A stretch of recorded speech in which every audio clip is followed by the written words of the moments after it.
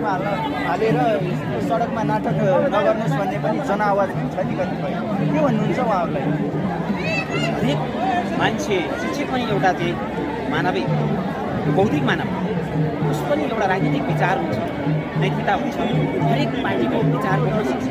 तर मलाई लाग्छ त्यसैले म एउटा टिचरको हैसियतबाट भन्न चाहन्छु, हामी शिक्षकहरू पार्टीको एउटा पिछडको भएको कारणले अहिलेको परिवेशमा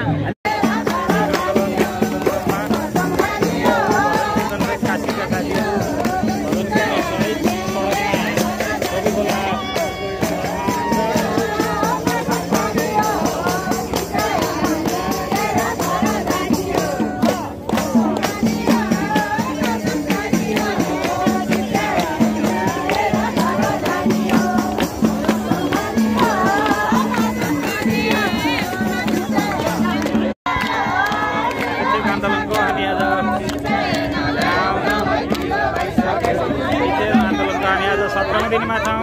कास्कीका साथीहरू पुरै भजन कीर्तन छ।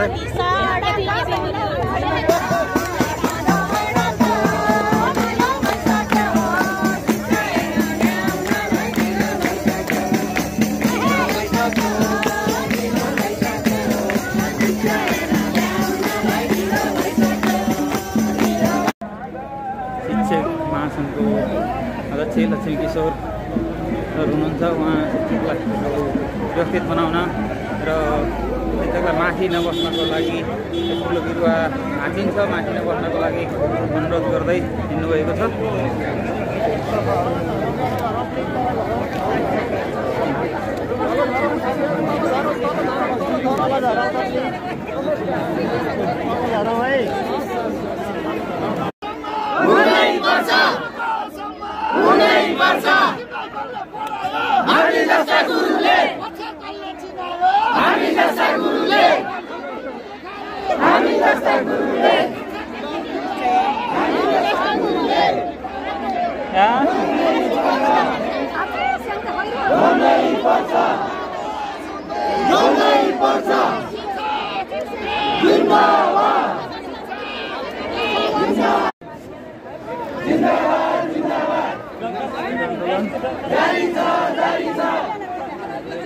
जारी छ